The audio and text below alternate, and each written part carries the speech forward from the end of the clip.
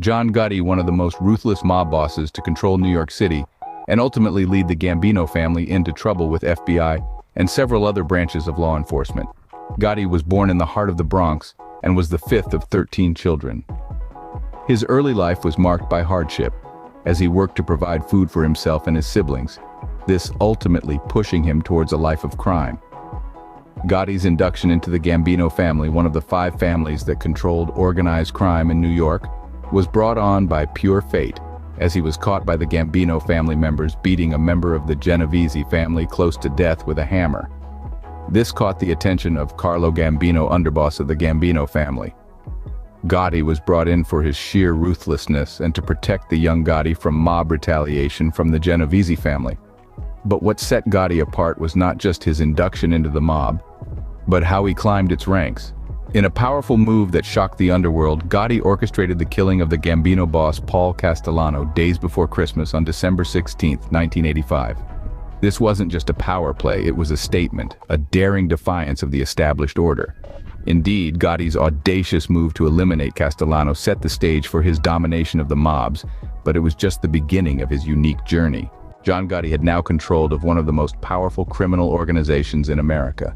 But how did he manage to keep that power, especially with law enforcement bugging and watching all of his personal belongings? Gotti was no stranger to the courtroom. He faced a series of trials throughout the 80s, each time managing to sidestep conviction with a blend of cunning and charisma. This uncanny knack for slipping through the fingers of justice earned him the moniker the Teflon Don, a man to whom nothing, not even federal charges, could stick. Crucial to his seeming invincibility was his gangster personality. Gotti was a media flaunt, his lavish lifestyle and public appearances captivating the nation. The media attention inadvertently served as a smokescreen, obscuring the gritty realities of his criminal activities and hindering law enforcement's attempts to pin him down. With his multiple acquittals and media charm, Gotti seemed invincible, Teflon Don indeed. Gotti took a different approach on how he was going to run the family. His style was frowned upon by former boss Paul Castellano. Under Gotti's rule, the Mafia underwent significant changes. One of the most striking transformations was the increase in violence. Gotti was known for his ruthless nature, and this reflected in his leadership. The Mafia under Gotti became more brutal, more unforgiving. Gotti also introduced a new level of flamboyance to the Mafia lifestyle.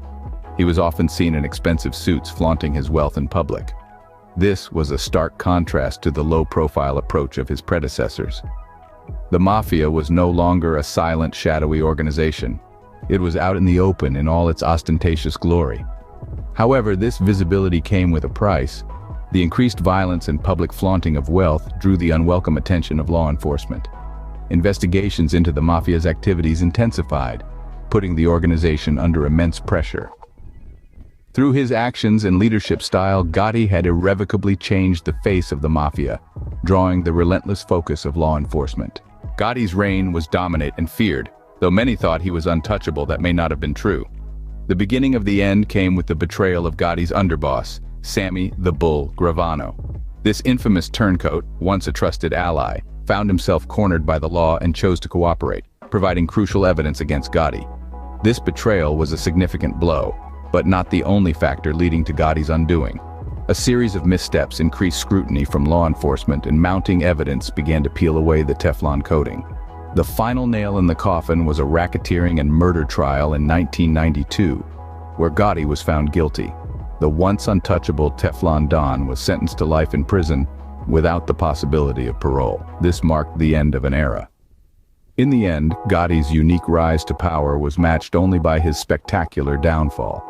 Teflon Don was no more, but his impact on the Mafia and popular culture remains etched in history.